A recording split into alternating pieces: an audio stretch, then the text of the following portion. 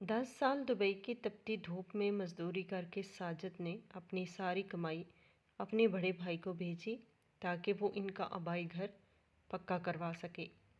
जब साजिद अचानक बगैर बताए वापस पाकिस्तान आया और अपने भाई के बताए हुए नए आलीशान बंगले के पते पर पहुंचा, तो उसने खुशी खुशी दरवाज़ा खटखटाया। एक चौकीदार ने दरवाज़ा खोला। साजिद ने मुस्कुराकर अपने भाई का नाम लिया तो चौकीदार ने उसे धक्का देकर एक ऐसी बात कही कि साजिद के पैरों तले से ज़मीन निकल गई। क्योंकि मेरा नाम साजिद है और मेरे भाई का नाम माजिद था। हमारी कोई बहन नहीं थी, हम दोनों ही अपने माँ बाप के दो जवान बेटे थे। मेरा भाई मुझसे बड़ा था और इसकी मंगनी भी हो चुकी थी। मेरे बाबा ने सारी ज़िंदगी बहुत मेहनत की थी। वो सरकारी मुलाजम थे, सुबह सवेरे घर से निकलते और शाम को थके हारे वापस आते। हमने हमेशा इन्हें मेहनत करते देखा था।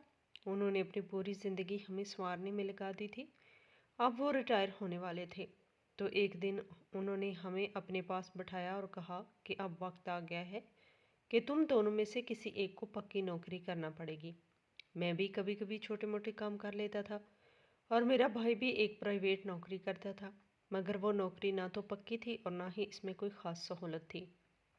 मेरे भाई ने बाबा की बात सुनकर कहा कि बाबा, मुझे तो ये नौकरी बड़ी मुश्किल से मिली है। आपका दौर और था, इस वक्त नौकरी आसानी से मिल जाती थी। आजकल तो प्राइवेट नौकरी भी मिलना मुश्किल से होती है। बाबा ने इसे समझाने की कोशिश की कि बेटा, इस तरह काम नहीं चलेगा, आगे चलकर बहुत से मसाइल पैदा हो जाएंगे। मगर मेरे भाई ने हल्के अंदाज में कहा, अल्लाह मालिक है, देखी जाएगी। इसने इस बात को संजीदगी से नहीं लिया और बात वही ख़त्म हो गई। फिर वही हुआ जिसका डर था। 3 महीने गुजर गए और अब्बा की तनख्वाह आना बंद हो गई। पेंशन शुरू हुई तो हमें अंदाज़ा हुआ कि तनख्वाह और पेंशन में कितना बड़ा फ़र्क होता है। घर के हालात आस्ता आस्ता ख़राब होने लगे। हमारे घर में वो चीज़ें जो पहले आम थी अब नायाब हो गई। पहले घर में हर हफ्ते फ्रूट आते थे, अब फ्रूट आना बंद हो गए। पहले कभी बाहर जाने का दिल करता तो हम फ़ौरन चले जाते थे, मगर अब बाहर जाने से पहले कई बार सोचना पड़ता कि इतने पैसे खर्च हो जाएंगे, इससे बेहतर है घर में ही रहा जाए। अचानक से हमारी ज़िंदगी बदल गई। वो सारी चीज़ें जिन्हें हम सहूलत कहते थे आहिस्ता आहिस्ता ख़त्म हो गई और सिर्फ बुनियादी ज़रूरतें ही रह गई। इसी दौरान एक दिन मेरे बड़े भाई ने कहा कि मेरी मंगनी को 2 साल हो गए हैं, आप मेरी शादी के बारे में भी कुछ सोचें। मेरे पास तो पैसे नहीं हैं, आप माँ बाप हैं और माँ बाप का फ़र्ज़ होता है कि अपने बेटे की शादी करवाएं। ये बात सुनकर बाबा और ज़्यादा परेशान हो गए। उनके चेहरे पर फ़िक्र साफ नज़र आ रही थी। वो खामोश हो गए, जैसे किसी गहरी सोच में डूब गई हूँ। इन्हें समझ नहीं आ रहा था कि अब क्या करें।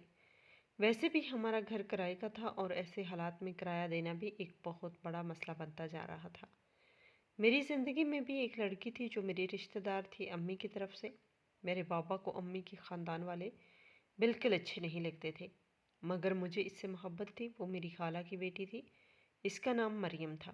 मरियम मुझे बहुत अच्छी लगती थी। इसकी बातें, इसका अंदाज़, इसकी सादगी, सब कुछ मेरे दिल को लगता था। जब भी इसे देखता तो दिल को सुकून मिलता था। मैंने इसे एक दिन साफ लफ्ज़ों में कह दिया था कि मैं शादी करूँगा तो सिर्फ तुमसे करूँगा, और इसने भी हल्की सी मुस्कुराहट के साथ मेरी बात मान ली थी। हम दोनों ने दिल ही दिल में एक वादा कर लिया था कि हम एक दूसरे के होंगे। लेकिन मैंने इसे ये भी कहा था कि जब तक मेरे बड़े भाई की शादी नहीं हो जाती, मैं अपनी शादी का जिक्र भी नहीं कर सकता। अभी हमारे पास वक्त है और हम इंतज़ार कर सकते हैं। हमारी उम्र कोई ऐसी नहीं थी कि हाथ से निकली जा रही हो, मगर हालात हमारे साथ नहीं थे। घर के हालात दिन ब दिन ख़राब हो रहे थे और भाई की शादी के लिए पैसे की ज़रूरत थी। और वो पैसा कहाँ से आता, ये सवाल हर वक्त हमारे सरों पर मंडलाता रहता था। ये सच है कि जब घर की चक्की ढीली पड़ने लगती है तो किसी न किसी को इसकी आम ईंधन बनना ही पड़ता है। मगर मुझे इस वक्त ये अंदाज़ा नहीं था कि वो बारी मेरी होने वाली है। एक दिन बाबा के एक दोस्त हमारे घर आए। शाम का वक्त था। बाबा इनके पास बैठे हुए थे। इनके चेहरे पर संजीदगी थी, मगर आंखों में उम्मीद की एक चमक भी नज़र आ रही थी। वो कह रहे थे कि बाहर के मुल्क में एक बहुत अच्छी नौकरी है, काम मेहनत का है, मगर पैसा बहुत अच्छा है, अपने बड़े बेटे को भेज दो। बाबा ये सुनकर जैसे अंदर से खुश हो गए। इनके चेहरे पर कई दिनों बाद सुकून आया। इस आदमी ने मज़ीद कहा कि तुम्हारे सारे कागजात और मामलात میں خود سیدھا کروا دوں گا، اور جانے کے لیے جتنا پیسہ چاہیے وہ بھی میں لگا دوں گا۔ بعد میں آہستہ آہستہ واپس کر دینا۔ یہ سن کر ایسا لگ رہا تھا جیسے ہمارے مسائل کا حل خود چل کر ہمارے دروازے پر آ گیا ہو۔ مگر جب بابا نے یہ بات میرے بڑے بھائی کے سامنے رکھی تو ان کا رد عمل بالکل مختلف تھا۔ اس نے سخت لہجے میں کہا کہ میں آپ سے کہہ رہا ہوں کہ میری شادی کروائیں، اور آپ مجھے گھر سے دور بھیجنے کی بات کر رہے ہیں۔ بابا نے بہت نرمی سے سمجھایا کہ بیٹا، 2 یا 2.5 سال وہاں محنت کر لو، پھر تمہاری شادی بھی کروا دیں گے۔ تمہاری عمر کوئی جا نہیں رہی۔ مگر وہ کسی بات پر آمادہ نہیں ہو رہا تھا۔ اس کے دل میں صرف شادی کا خیال تھا۔ وہ بس شادی کرنا چاہتا تھا، اپنی بیوی کے ساتھ رہنا چاہتا تھا۔ اسے نہ محنت کی فکر تھی، نہ گھر کے حالات کا احساس۔ اس نے صاف کہہ دیا کہ میں کہیں نہیں جاؤں گا۔ اگر کسی کو بھیجنا ہے تو ساجد کو بھیج دیں۔ بابا یہ سن کر چونک گئے۔ انہوں نے فوراً کہا کہ وہ ابھی چھوٹا ہے، تم اس کی زندگی مشکل کیوں بنانا چاہتے ہو؟ مگر بھائی اپنی بات پر اڑا رہا۔ مجھے سمجھ نہیں آ رہا تھا کہ وہ اتنا ضدی کیوں ہو گیا ہے۔ وہ نہ باہر جانا چاہتا تھا، نہ محنت کرنا چاہتا تھا، مگر اسے پیسے بھی چاہیے تھے اور شادی بھی کرنی تھی۔ گھر کا ماحول بوجھل ہوتا جا رہا تھا۔ ہر طرف ایک خاموشی اور پریشانی چھائی ہوئی تھی۔ رات کے وقت میں نے بابا کو امی سے بات کرتے سنا۔ وہ آہستہ آواز میں کہہ رہے تھے کہ یہ بہت اچھا موقع ہے، اگر یہ بھی ہاتھ سے نکل گیا تو پھر کچھ نہیں بچے گا، تم اسے سمجھاؤ۔ امی نے تھکے ہوئے لہجے میں جواب دیا کہ بچے شروع سے ہی آپ کے زیادہ قریب رہے ہیں، مجھ سے تو ویسے ہی ڈرتے ہیں اور مجھے پسند بھی نہیں کرتے۔ میں تو پہلے ہی سمجھا چکی ہوں، وہ میری بات نہیں مانتا۔ پھر کچھ دیر خاموش رہی اور امی کی آواز میں ایک ہلکی سی اداسی ابھری۔ انہوں نے کہا کہ اگر اللہ نے مجھے بیٹی دی ہوتی تو وہ ہماری مجبوری سمجھتی۔ کمرے میں ایک عجیب سی خاموشی پھیل گئی، جیسے ہر لفظ دیواروں سے ٹکرا کر واپس آ رہا ہو، اور میں دروازے کے پیچھے کھڑا یہ سب سن رہا تھا، اور مجھے لگ رہا تھا کہ شاید واقعی اب میری باری آنے والی ہے۔ بابا نے بالآخر مجھے بھیجنے کا فیصلہ کر لیا۔ ایک شام وہ میرے پاس بیٹھے تھے، ان کے چہرے پر تھکن بھی تھی اور امید بھی۔ انہوں نے آہستہ سے کہا، بیٹا تجھے مشکل تو ہوگی، مگر یہ مشکل ہمیشہ نہیں رہے گی۔ کچھ دنوں کی بات ہے، پھر تو عادی ہو جائے گا، اور اس کے بعد تیری ساری زندگی سنور جائے گی۔ تیرے پاس پیسہ ہوگا، تیرا رشتہ بھی اچھی جگہ ہو جائے گا۔ بس تو ایک بار ہماری بات مان لے، پھر تو جو کہے گا وہ ہم مان لیں گے۔ میں خاموش بیٹھا ان کی باتیں سنتا رہا۔ میرے دل میں کہیں خیال آ رہے تھے۔ میں سوچنے لگا شاید یہ گھاٹے کا سودا نہیں ہے۔ اگر نوکری ہوگی، پیسہ ہوگا تو میرے ہاتھ میں بھی کچھ ہوگا۔ ابھی تو میرے پاس کچھ بھی نہیں ہوتا تھا۔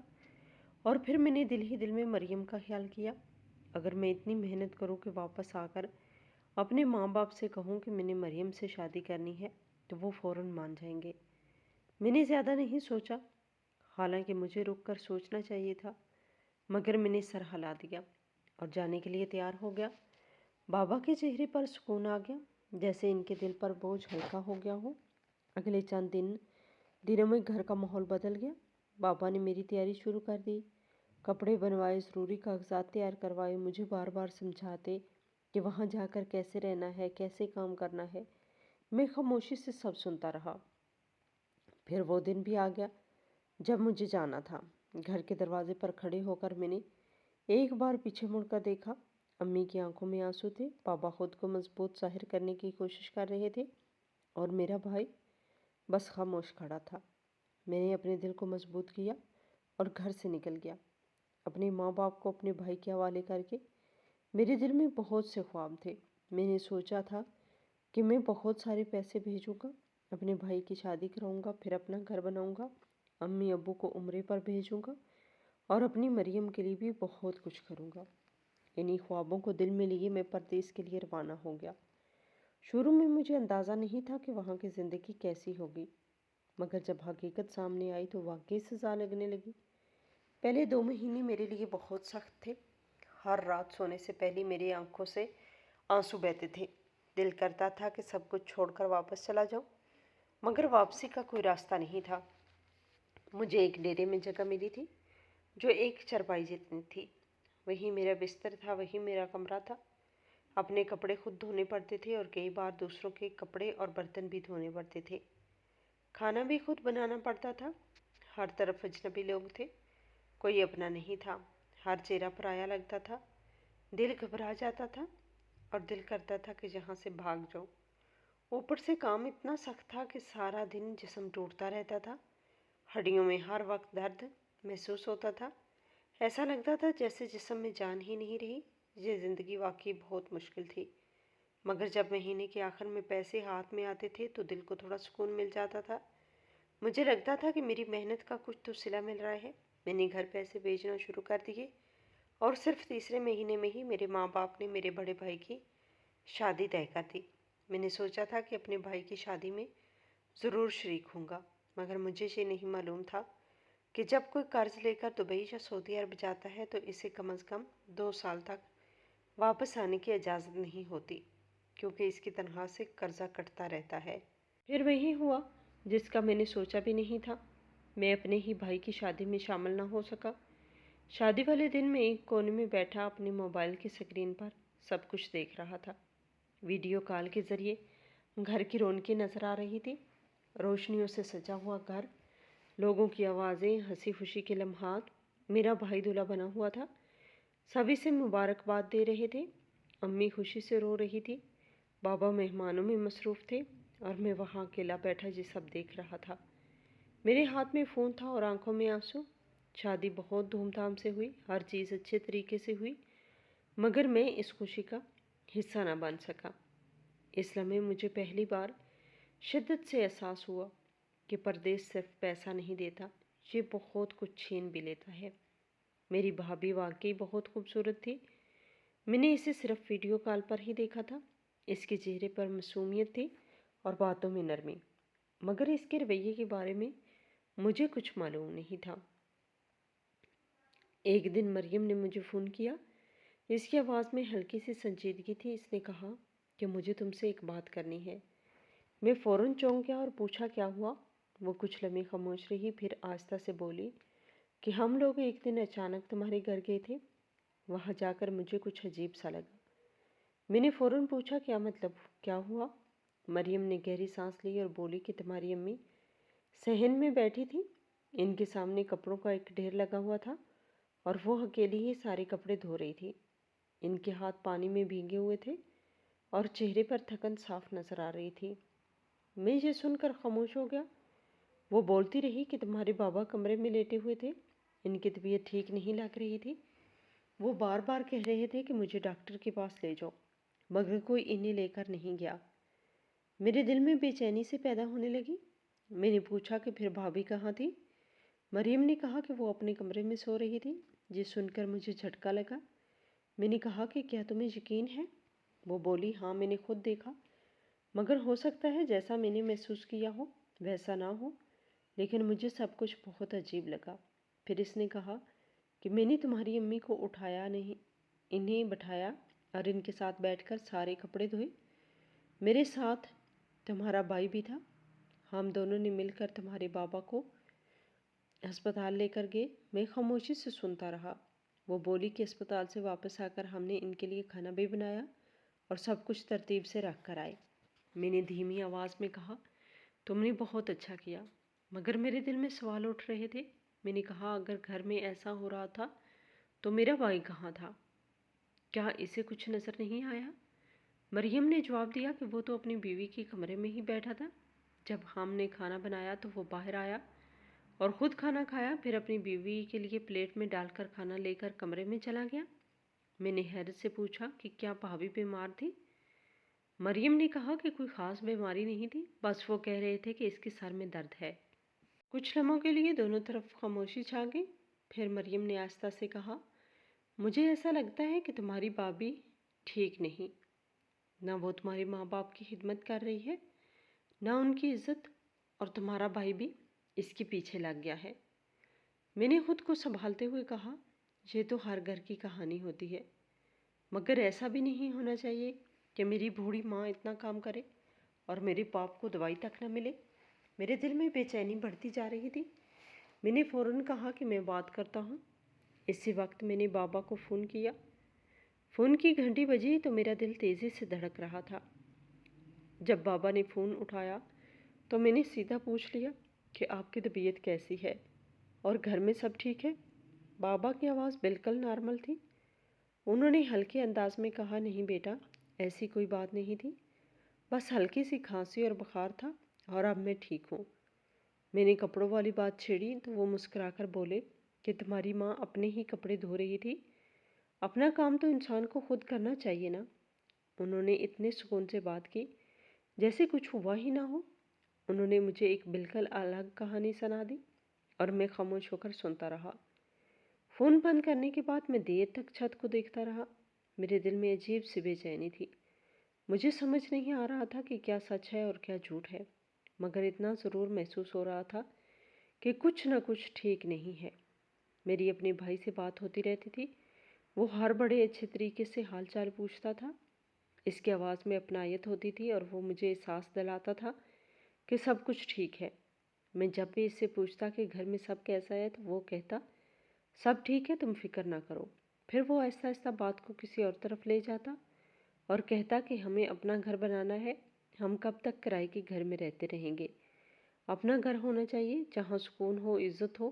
اس کی باتیں سن کر میرے دل میں بھی ایک امید جاگتی تھی۔ میں بھی یہی چاہتا تھا کہ میرے ماں باپ کا اپنا گھر ہو جہاں وہ سکون سے رہ سکے، مگر ہر بار بات کا انجام ایک ہی ہوتا تھا۔ وہ کسی نہ کسی طرح بات کو اس طرف لے آتا کہ پیسے بھیج دو، کبھی وہ کہتا کہ پلاٹ دیکھ رہا ہوں، کبھی کہتا کہ موقع اچھا ہے ابھی لے لیں، کبھی کہتا کچھ ایڈوانس دینا ہے۔ اس کی باتوں میں آ جاتا اور پیسے بھیج دیتا۔ ایک دن میں نے خود اس سے کہا کہ انہیں ہم ایک اچھا سا گھر بنائیں، کسی اچھی سی جگہ پر پلاٹ لیں اور اس پر گھر کی تعمیر شروع کریں، اور یہ گھر ہم اپنے ماں باپ کو تحفہ دیں گے۔ یہ سن کر وہ فوراً خوش ہو گیا اور کہنے لگا، ہاں یہ تو بہت اچھی بات ہے، ہمیں یہی کرنا چاہیے۔ پھر یہی سلسلہ چلتا رہا، میں پیسے بھیجتا رہا اور کہتا رہا کہ کام شروع ہونے سے والا ہے یا ہو رہا ہے۔ وقت گزرتا گیا، دن مہینوں میں بدل گئے اور مہینے سالوں میں۔ 2 سال پورے ہونے کے بعد اب مجھے واپس آنے کی اجازت مل گئی تھی، مگر کام کی مجبوریوں کی وجہ سے 6-7 مہینے اور گزر گئے۔ میرا کام ایسا تھا کہ مجھے ہر مہینے صرف 2 چھٹیاں ملتی تھی اور میں وہ چھٹیاں جمع کرتا جا رہا تھا تاکہ ایک لمبی چھٹی لے سکوں۔ آخر کار جب میں نے حساب لگایا تو میرے پاس اتنی چھٹیاں ہو چکی تھی کہ میں تقریباً 24 یا 25 دن کے لیے جا سکتا تھا۔ میں نے دل میں فیصلہ کیا کہ اب میں گھر جاؤں گا، 2 مہینے نہ صحیح کچھ دن تو اپنے گھر والوں کے ساتھ گزاروں گا۔ میں نے اپنے ذہن میں وہ لمحے سوچنا شروع کر دیے جب میں گھر پہنچوں گا، امی سے ملوں گا، بابا کے پاس بیٹھوں گا، اپنے بھائی کے ساتھ باتیں کروں گا اور شاید مریم کو بھی دیکھ سکوں گا۔ مگر اسی دوران اچانک دنیا بدل گئی۔ خبریں آنے لگی کہ ایک خطرناک بیماری پوری دنیا میں پھیل رہی ہے، لوگ تیزی سے بیمار ہو رہے ہیں اور مر رہے ہیں، ملک بند ہو رہے ہیں، شہر بند ہو رہے ہیں اور ایئرپورٹ بھی بند کر دیے گئے ہیں۔ میں نے جب یہ سنا تو جیسے میرے قدموں تلے زمین نکل گئی۔ میں نے ہر ممکن کوشش کی کہ کوئی راستہ نکل آئے، مگر ہر طرف دروازے بند تھے۔ میں وہاں ایک کمرے میں بیٹھا تھا اور باہر کی دنیا جیسے رک گئی۔ اسی دوران مجھے احساس ہونے لگا کہ بابا کی طبیعت کے بارے میں جو وہ مجھے بتاتے تھے شاید وہ پوری سچائی نہیں تھی۔ وہ ہمیشہ کہتے تھے کہ میں ٹھیک ہوں، مگر دل کے کسی کونے میں ایک ڈر بیٹھ گیا تھا۔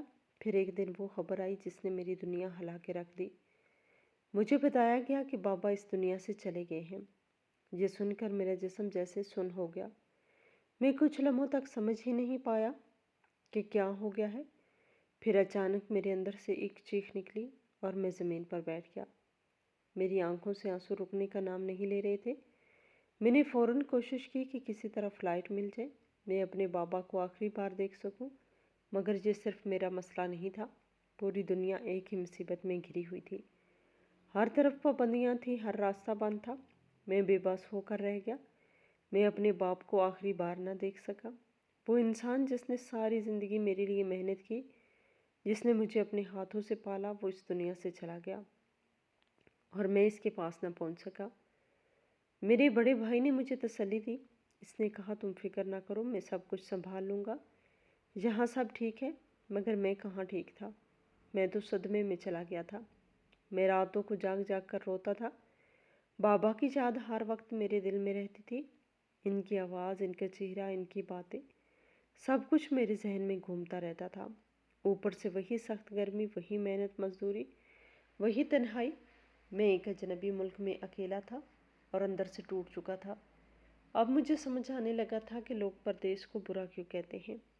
پردیس صرف جسم کو نہیں تھکاتا، یہ دل کو بھی توڑ دیتا ہے۔ میرے باپ کی موت میری زندگی کا وہ زخم بن گئی تھی جسے میں کبھی نہیں بھول سکتا۔ پردیسی ہونے کی پہلی سزا مجھے مل چکی تھی۔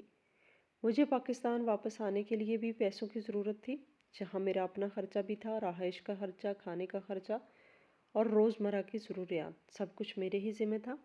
مگر جیسے ہی میں واپس آنے کی بات کرتا، میرا بھائی کوئی نہ کوئی نیا خرچہ سامنے لے آتا۔ کبھی وہ کہتا گھر کی تعمیر شروع ہو گئی ہے، سریا خریدنا ہے اور ابھی پیسے کم پڑ رہے ہیں۔ کبھی کہتا ٹی آئرن لینے ہیں اور موقع اچھا ہے، ابھی لے لیں، بعد میں مہنگے ہو جائیں گے۔ میں ہر بار اس کی بات سن کر رک جاتا۔ میرے واپس آنے کا ارادہ وہی ختم ہو جاتا اور میں دل کو یہ کہہ کر تسلی دے دیتا کہ کوئی بات نہیں، میرا گھر تو بن رہا ہے۔ آج کے زمانے میں اگر اپنا گھر بڑا سا گھر بن جائے تو یہی سب سے بڑی کامیابی ہے۔ میں اپنے آپ کو یہی سمجھا کر خاموش ہو جاتا اور پھر سے کام میں لگ جاتا۔ اسی دوران ایک اور آزمائش میرے اوپر آ گئی۔ مریم کے گھر والوں نے اس کی شادی کی جلدی مچا دی۔ اس کی وجہ یہ تھی کہ اس کے والد صاحب بیمار تھے اور ان کی حالت دن بدن خراب ہوتی جا رہی تھی۔ وہ اپنی بیٹی کو اپنے سامنے رخصت کرنا چاہتے تھے۔ میری ماں نے ان سے بات کی اور کوشش کی کہ وہ اس رشتے کو کچھ وقت دے دیں، مگر وہاں سے صاف جواب آ گیا۔ انہوں نے کہا ہم اپنی بیٹی کی شادی کسی پردیسی سے نہیں کریں گے۔ پردیسی کی بیوی تو بیوہ ہی ہوتی ہے، کیونکہ شوہر اس کے ساتھ نہیں ہوتا، نہ اس کے ساتھ رہتا ہے۔ اگر وہ واپس آ جائے، یہاں کوئی نوکری کرے تو ہم پھر سوچ سکتے ہیں۔ جب امی نے مجھے یہ بات بتائی تو میرے دل پر جیسے ایک اور بوجھ آ گیا۔ میں نے بے بسی سے کہا کہ میں کیسے واپس آ جاؤں؟ جہاں گھر بن رہا ہے، اتنے سارے خرچے ہیں، میں سب کچھ چھوڑ کر کیسے آ سکتا ہوں؟ میرے پاس کوئی جواب نہیں تھا اور نہ کوئی راستہ۔ میں نے مریم سے بات کی، اس کی آواز میں بھی بے بسی تھی۔ اس نے کہا کہ میں نے بھی بہت سمجھانے کی کوشش کی ہے، مگر گھر والے نہیں مان رہے۔ وہ بھی مجبور تھی اور میں بھی مجبور تھا۔ پھر وہی ہوا جس کا ڈر تھا۔ ایک دن خبر ملی کہ مریم کے والد کی حالت بہت خراب ہو گئی ہے، وہ اسپتال میں ہے اور اپنی آخری سانسیں لے رہے ہیں۔ اسی حالت میں انہوں نے جلدی جلدی اپنی بیٹی کا نکاح اپنے ایک کزن کے بیٹے کے ساتھ کروا دیا۔ یہ خبر سن کر میں جیسے ٹوٹ گیا۔ جس لڑکی کے ساتھ میں نے اپنی زندگی کے خواب دیکھے تھے، جس کے ساتھ میں نے وعدے کیے تھے، وہ ایک لمحے میں میری زندگی سے نکل گئی۔ میں اس وقت پردیس کے ایک چھوٹے سے کمرے میں اکیلا بیٹھا تھا۔ میرے ہاتھ میں فون تھا اور آنکھوں سے آنسو بہہ رہے تھے۔ میں سوچ رہا تھا کہ ادھر اس کا باپ زندگی اور موت کے درمیان تھا اور ادھر وہ کیسے انکار کرتی کہ میں نے ایک ایسے شخص سے وعدہ کیا ہے جو ہزاروں میل دور بیٹھا ہے۔ میں مرد ہو کر اتنا مجبور تھا تو وہ ایک عورت ہو کر مجھ سے بھی زیادہ مجبور ہو گئی۔ وہ اپنے گھر والوں کے سامنے کھڑی نہیں ہو سکی اور اسے کسی اور کے نام کر دیا گیا۔ میں کچھ بھی نہ کر سکا، میں صرف خاموشی سے یہ سب برداشت کرتا رہا۔ میرے دل میں ایک اور زخم لگ گیا تھا جو پہلے سے بھی زیادہ گہرا تھا۔ میں نے پھر بھی خود کو سنبھالا اور یہی سوچا شاید یہی میری قسمت میں لکھا تھا۔ میں نے صبر کر لیا، مگر میرا دل اندر ہی اندر غموں سے بھرتا جا رہا تھا۔ ایسا لگتا تھا جیسے ایک کے بعد ایک دکھ میرے حصے میں آ رہے ہیں اور میں سوچتا تھا کہ ابھی نہ جانے اور کتنے غم میرے انتظار میں ہیں۔ بابا کے جانے کے بعد ہی ماں کی طبیعت بھی خراب رہنے لگی تھی۔ پہلے وہ خود کو سنبھال لیتی تھی، مگر اب ان کی آنکھوں میں وہ روشنی نہیں رہی تھی۔ ان کے چہرے پر ایک خاموش اداسی رہتی تھی۔ سچ یہی ہے کہ جب دو لوگ ایک دوسرے سے سچی محبت کرتے ہوں اور ان میں سے ایک اس دنیا سے چلا جائے تو دوسرا زیادہ دیر تک اس بوجھ کو برداشت نہیں کر پاتا۔ وہی ہوا۔ کچھ ہی عرصے بعد ماں بھی اس دنیا سے چلی گئی۔ اس بار میں وقت پر پہنچ گیا تھا، مگر دل کے اندر ایک عجیب سی کیفیت تھی، جیسے میں جانتا ہوں کہ میں کیا دیکھنے جا رہا ہوں اور وہ منظر برداشت کے قابل نہیں ہوگا۔ گھر کے اندر داخل ہوا تو ہر وقت خاموشی تھی۔ وہیں گھر جہاں کبھی آوازیں گونجتی تھی اب جیسے سنسان ہو چکا تھا۔ میں آہستہ آہستہ اس کمرے کی طرف بڑھا جہاں ماں کی میت رکھی ہوئی تھی۔ جب میں نے ماں کو سفید کفن میں دیکھا تو میرے قدم وہیں رک گئے۔ میرا دل جیسے سینے میں جم گیا ہو۔ میں قریب گیا اور ان کے چہرے کو دیکھا۔ وہ بالکل خاموش تھی، جیسے گہری نیند میں ہو۔ मगर इस नींद से भी वो कभी जागने वाली नहीं थी। मेरी आंखों से आंसू बहने लगे, मगर अंदर से मैं खाली हो चुका था, जैसे मेरे अंदर कुछ बचा ही ना हो। फिर वो लम्हा आया जब हमने इन्हें मट्टी के हवाले किया। मैं कब्र के किनारे खड़ा था और मट्टी के हर ढेर के साथ मुझे ऐसा लग रहा था जैसे मेरी ज़िंदगी का एक हिस्सा दफन हो रहा हो। इससे पहले हम यतीम हुए थे, मगर अब ऐसा लग रहा था कि हम बिल्कुल बेसहारा हो गए हैं। भाई ने मेरे कंधे पर हाथ रखा और कहा, घर चलो। मैंने धीमी आवाज़ में कहा, नहीं, मैं ज़्यादा देर नहीं रुक सकता। मैं बहुत जल्दी में आया था, मुझे वापस जाना होगा। और सच ये था कि मैं वहाँ रुकना ही नहीं चाहता था। वो घर अब घर नहीं रहा था, मगर माँ से होता था। जब माँ ना रहे तो दीवारें भी अजनबी लगने लगती हैं। मैं इसी दिन वापस चला गया और वापस जाकर भी वही तन्हाई थी, वही खामोशी। मगर अब दिल और भी ज़्यादा बोझल हो चुका था। कुछ महीने और गुजर गए। एक दिन मैंने भाई से बात की और कहा कि जब घर बन जाए तो मुझे बता देना। जैसे ही घर मुकम्मल होगा मैं वापस आ जाऊँगा। मैंने इसे साफ कहा कि अब मैं शादी करना चाहता हूँ। मैं अब परदेश में नहीं रहना चाहता। परदेश ने मुझसे सब कुछ छीन लिया है। मैं वापस आकर अपनी ज़िंदगी शुरू करना चाहता हूँ। मैंने बताया कि हम डबल स्टोरी घर बनाएंगे। एक हिस्से में तुम रहोगे और एक हिस्से में मैं रहूँगा। हम दोनों भाई साथ ही रहेंगे और हर एक की अपनी जगह भी होगी। मैंने दिल में फैसला कर लिया था कि अब मैं घर बनाऊँगा, अपनी ज़िंदगी संवारूँगा। भाई ने मेरी बात सुनकर कहा, ठीक है। मैं देर तक इस बात के बारे में सोचता रहा।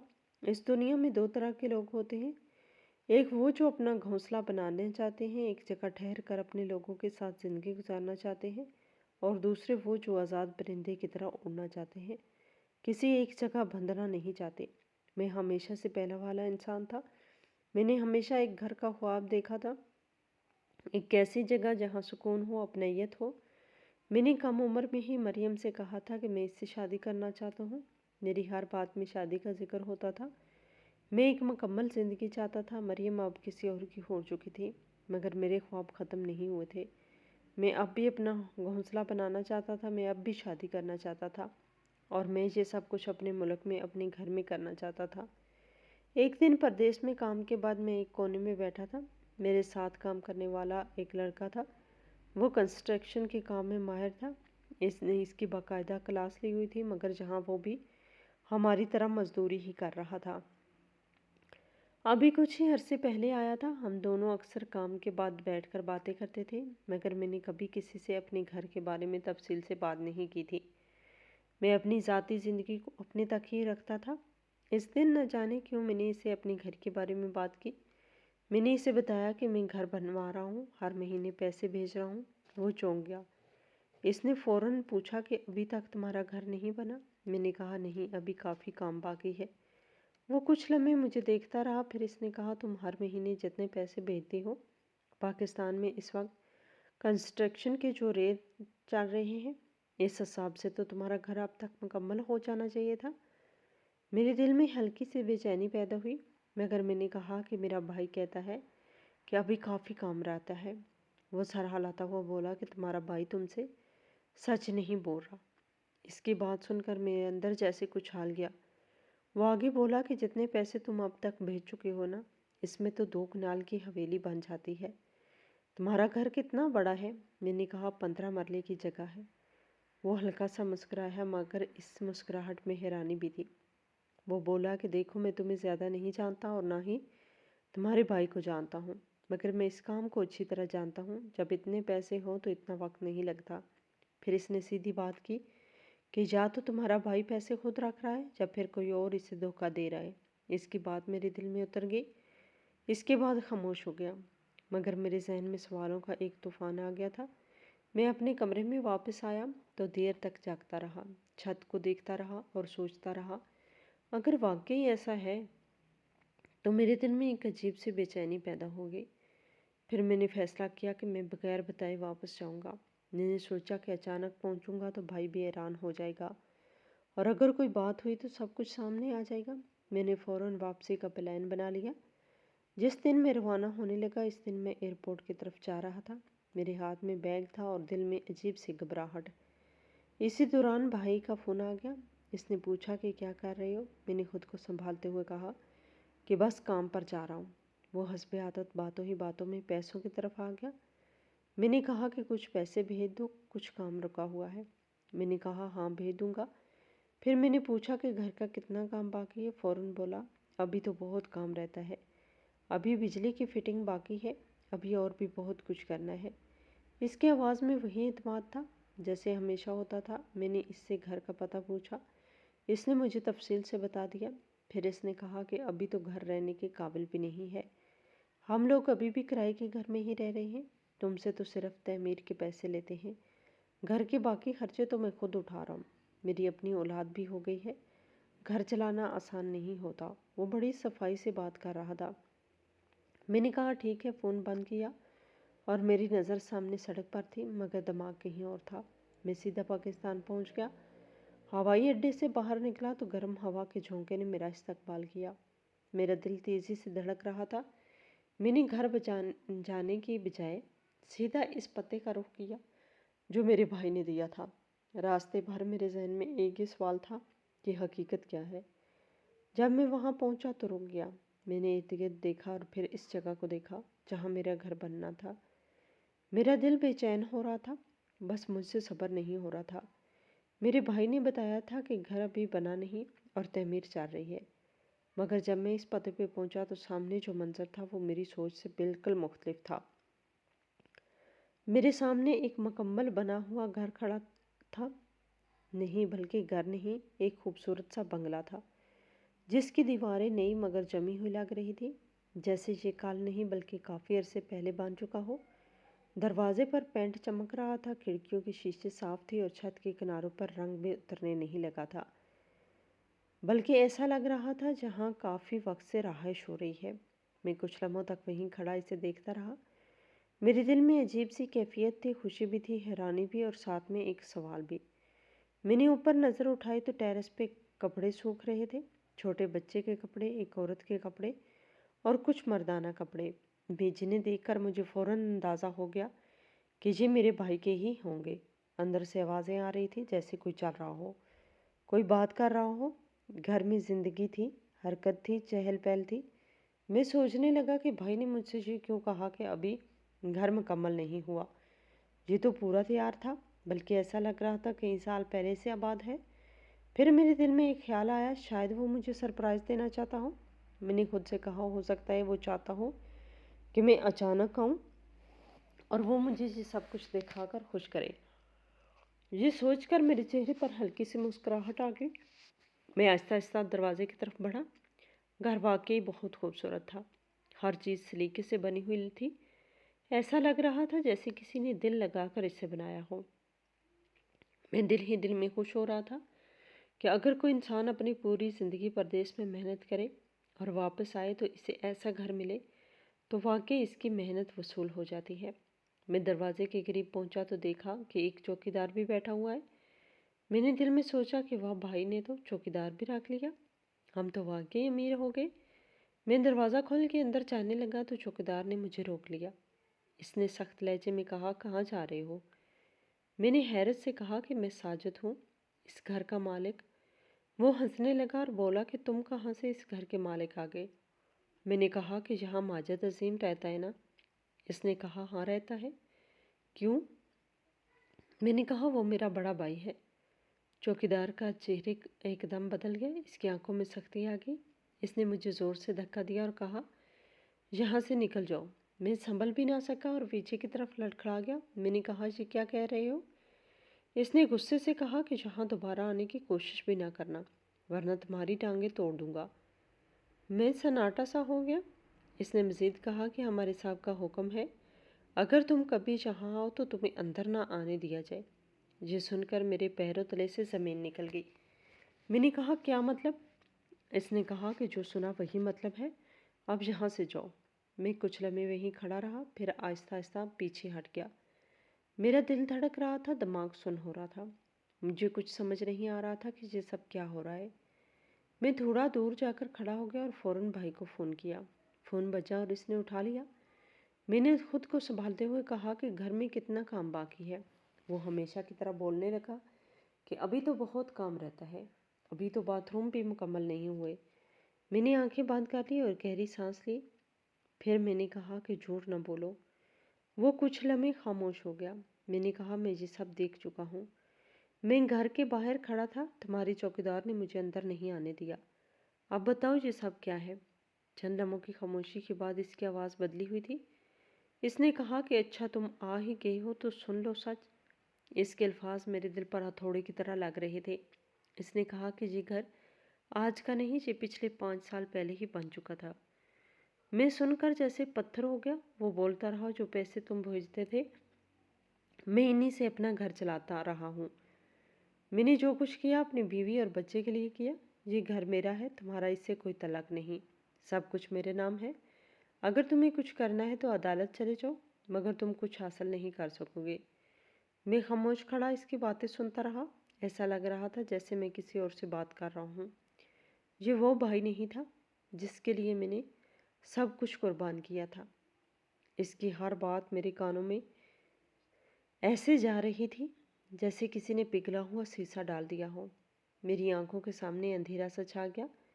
میں نے اپنی پوری زندگی کی محنت یاد کی، وہ راتیں یاد کی جب میں روتا تھا، وہ دن یاد کیے جب میں نے سخت گرمی میں مزدوری کی۔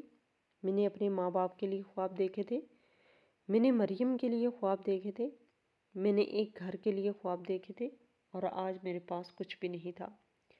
ماں باپ دنیا سے جا چکے تھے، مریم کسی اور کی ہو چکی تھی، اور جس گھر کو میں اپنا سمجھتا تھا وہ بھی میرا نہیں تھا۔ میں نے خود سے پوچھا کہ میرا قصور کیا تھا، مگر اس سوال کا جواب کہیں نہیں تھا۔ میں سیدھا ایک وکیل کے پاس گیا۔ اس کے دفتر میں بیٹھ کر میں نے ساری کہانی سنائی۔ وہ خاموشی سے سنتا رہا۔ پھر اس نے سیدھا جواب دیا کہ تمہارے پاس کوئی ثبوت نہیں ہے، نہ تم اس زمین کے مالک ہو، نہ تم نے اسے خریدا ہے، نہ تمہارے نام کوئی کاغذ ہے۔ میں نے کہا کہ میں نے پیسے بھیجے ہیں۔ وہ بولا کہ تم نے پیسے بھیجے ہیں، مگر یہ کیسے ثابت کرو گے کہ وہ پیسے اسی گھر پر لگے ہیں؟ کیا تمہارے پاس کوئی تحریری مہتا ہے؟ میں نے سر جھکا لیا۔ اس نے صاف کہہ دیا کہ تم کچھ نہیں کر سکتے۔ میں وہاں سے اٹھا اور باہر آ گیا۔ سڑک پر لوگ آ جا رہے تھے، زندگی چل رہی تھی، مگر میری زندگی رک چکی تھی۔ میں ہار چکا تھا۔ میرے پاس اب واپس جانے کے علاوہ کوئی راستہ نہیں تھا۔ میں اپنی نوکری چھوڑ نہیں سکتا تھا، کیونکہ اب یہیں ایک سہارا رہ گیا تھا۔ میں دوبارہ پردیس چلا گیا، مگر اب وہی پردیس مجھے پہلے سے زیادہ بھاری لگنے لگا۔ اب میں صرف کام کرتا تھا اور خاموش رہتا تھا۔ میرے پاس کوئی خواب بچا نہ کوئی امید، بس ایک خالی دل تھا اور ایک لمبی زندگی جو مجھے گزارنی تھی۔ جو کچھ میرے ساتھ ہوا، اس کے بعد میرا دل کرتا ہے کہ گلے میں ڈھول ڈال کر ساری دنیا کو ایک ہی بات بار بار بتاؤں کہ کسی پر اندھا بھروسہ نہ کرو۔ میں ہی جانتا ہوں کہ میرے بھروسے کی کس طرح دھجیاں اڑا دی گئی ہیں۔ میں نے جن لوگوں کے لیے اپنی جوانی پردیس میں گزار دی، انہی لوگوں نے مجھے خالی ہاتھ چھوڑ دیا۔